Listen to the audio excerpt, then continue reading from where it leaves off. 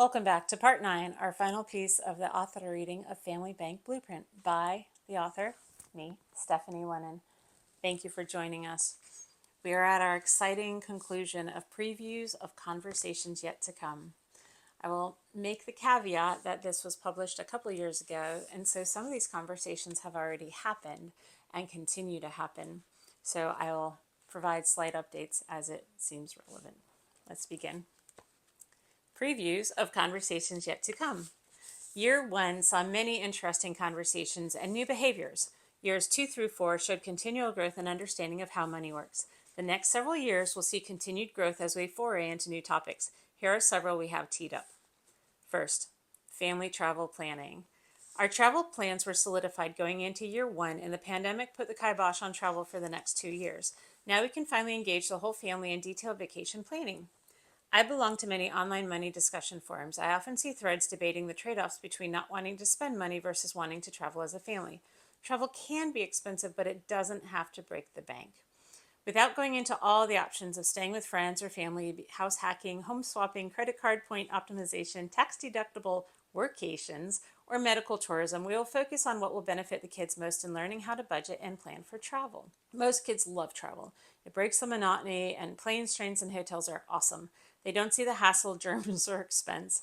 When you overlay the magnificence of sandy beaches or Disney, game over. They cost money. To reinforce the abundance mindset, we can put everyone's creativity to work towards solutions while illustrating the problem statement. Part 1, the family wants to go somewhere and do something. Part 2, at any given point in time, money and time may be more or less available for travel. Perhaps you've set a budget for travel, good job, but it's not likely to involve the Ritz-Carlton and first-class airfare. Financial constraints are real, as are school year calendars and the ability to take time off at the office. We want to get the kids involved in the decision-making process of how to optimize our travel funds. We'll spend the budget one way or the other. The more they influence how they spend it, the more they'll get out of each trip, and the more they'll enjoy it. For a detailed example, there is one in the back of the book in the appendix. Secondly, investing their savings and giving it to them. We need to start looking at the savings accounts they have been building. After 4 years, each has accumulated at least $2,500. Rather than husband and me continuing to pay them the interest on their account, it's in our shared interest to have the money grow externally. Investments such as Vanguard load index funds are a great way to introduce them to the ups and downs of the U.S. stock market. They can watch their portfolio movement online and will receive a monthly statement. One word of caution: account titling matters. As of now, their savings and investment accounts will remain joint with us, as we want to wait and assess maturity level of each as they get closer to age 18. You'll need to talk to your favorite tax and financial advisors to decide whether you want to set up an UGMA, the Uniform Gift to Minors Act account, and if so, when. UGMAs come with pros and cons, notably tied to college financial aid eligibility, tax rates, and control over the funds, all of which is very family specific. The Lennons tend to prefer to retain control until we are confident in each child's readiness for the freedom and privileges that large sums of money offer.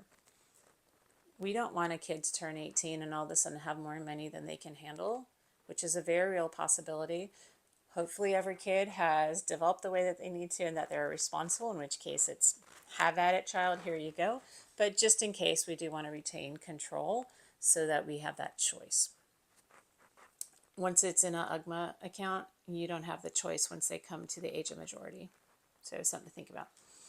If you don't set up an UGMA, you'll need to keep an eye on the balance you're accumulating that the kids believe is their money, but as minors it technically isn't, versus the current gift tax threshold.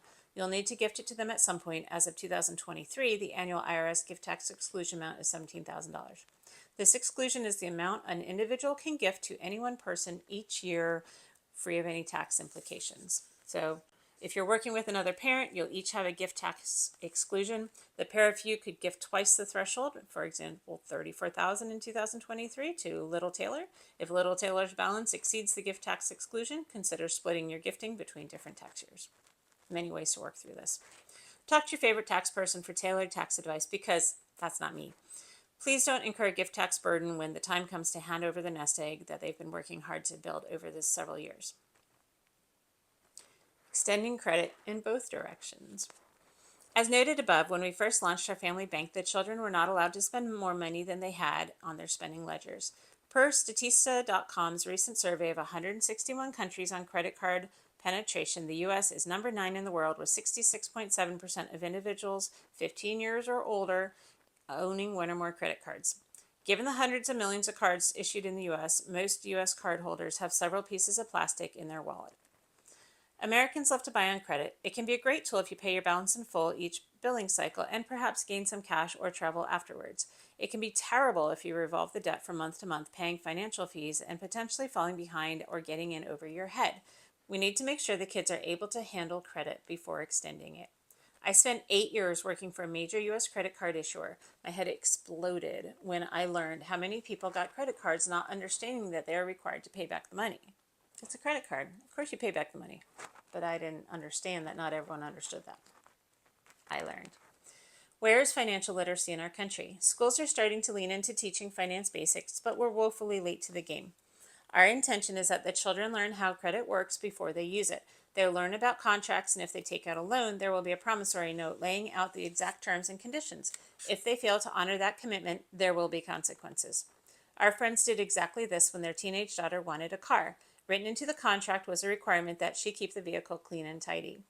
At some point, she stopped tending to the car's hygiene. When her keys went missing, she was beside herself trying to find them as she was getting increasingly late for school. Finally, she asked her dad, "Do you know where my keys are?" "Yeah, I have them," he simply replied. Flabbergasted, she asked for them back, and when he refused, she asked how she was supposed to get to school. Shrugging, he let her know that that was her problem to solve. She had failed to live up to her contractual obligations. The consequences were exactly as laid out in their agreement. The life lesson he taught her was that paperwork, contracts, and commitments matter. She had the great fortune to have a teachable moment in a very safe setting. So many others get in trouble with their very disinterested lenders who enforce their contracts without a loving hand to steer their borrowers back into the right path. On the flip side, we're happy to borrow their money, put it to good use, and pay them interest on it. There will be written paperwork outlining the terms of the loan, and they'll get to learn what it means to be a lender. Earned income and funding Roth IRAs. Our family loves the idea of early investing and tax-free growth. The Roth IRA is a gift from Congress to allow us to build wealth tax-free. The children have time on their side when it comes to the power of compounding. The more we can help get their earnings into Roth IRAs, the better off financially they will be later. There's extra benefit to establishing and funding the Roth IRA early. After the account has seasoned for 5 years, even if you're younger than 59 and a half years old, you can make a tax-free withdrawal of up to $10,000 to help pay for a first-time home purchase. That was as of 2023. I believe now you can also use it for certain college expenses. The cleanest way to put money into Roths is with earned income backed by employer tax filings. Husband's company has many opportunities for the children to get involved. Others in his industry are willing and able to employ minors in a wide variety of functions where they can add value. It's not just a family affair. Another plan is to ask neighbors who employ a baby girl for pet care to submit 1099s for her. We'll pre-fill the forms to make it easy for them to file, and it costs the neighbors nothing. The goal is for her to report that income on her taxes with appropriate legal substantiation of her earned income so it's eligible for her Roth IRA. She formed her LLC and opened a business bank account in mid-2023 to further support the tracking of her earned income.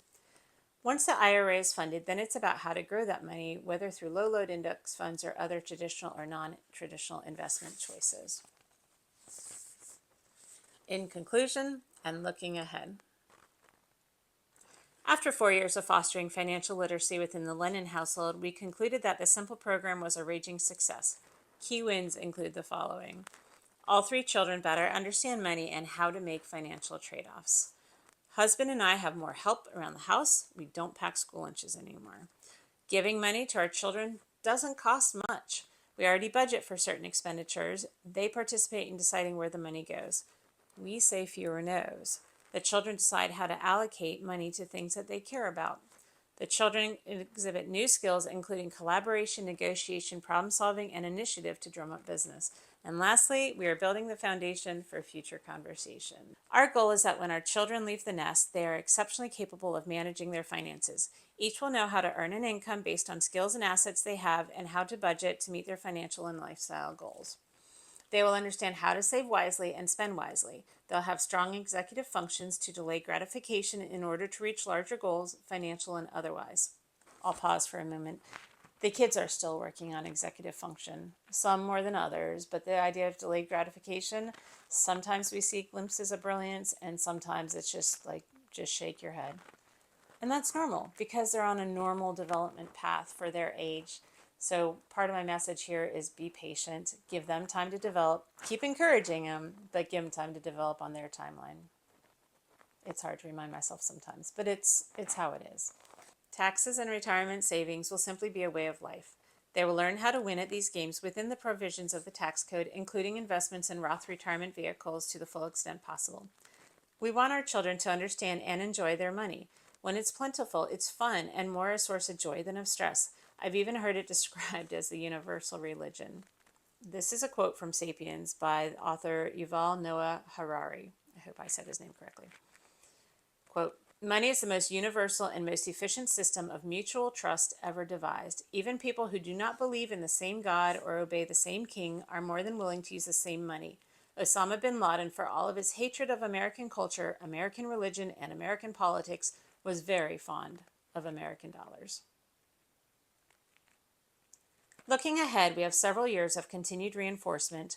Earning, saving, and spending money will never go out of style. As they get into their teenage years, we'll give them new financial learning opportunities. In a few years, they each will be facing larger expenses. We may start extending credit. They'll be able to take out a loan if the purchase feels manageable. They'll learn about contracts and the consequences of breaching them. How's that for teeing up a sequel? Eventually, each will get credit cards and will need to understand how they work. They'll build their credit one piece at a time and avoid getting buried in consumer debt. A key to success is knowing how to use and control money so it doesn't control you. The more you allow your children control over money-making decisions early in their life, the greater their skills at managing this constrained resource will be. This gift to our children will serve them a lifetime. My hope is that you can pass on the same legacy of financial literacy to your family. So with that, I will wrap this up. Thank you for joining me on an author reading of Family Bank Blueprint. If you found this at all useful, please consider a like and a subscription. More content to come as our kids get older. I will also share that I have a companion book. This is for a little bit younger set. It's a fiction story to help teach the children. I was having a conversation with one of my mama friends as I was explaining the system that we put together in Family Bank Blueprint, and she said, "Wow, that sounds really great, but like I'm busy. I don't really have time to add one more thing to my pile of what I'm trying to teach." That got me thinking, well, what if I could help teach her children? And Gold Quest was born. So it's a novel. It's a story about 12-year-old twins, Buck and Penny. Haha, see what I did there? Buck and Penny, they fall into their video game and they're trapped in it, and they have to figure out how to beat the system and beat the scoreboard, which, spoiler alert, is their ledger. They have to learn these money lessons in order to break free of Gold Quest and get back home before their parents notice that they're missing. So both Family Bank Blueprint and Gold Quest are available on Amazon. Please check them out. I will put in the show notes the purchase links in case you're interested. But thank you so much for joining me in this author's reading of Family Bank Blueprint. I hope you enjoy it, and best of luck to you in teaching your children about personal finance. It takes a little bit of effort, but it's paying back dividends, so many dividends, in how our children behave, in how they interact with money, and understand that it's not just an infinite credit card. It's real, and they're learning that firsthand. So with that, thank you, and we'll see you next time. Bye.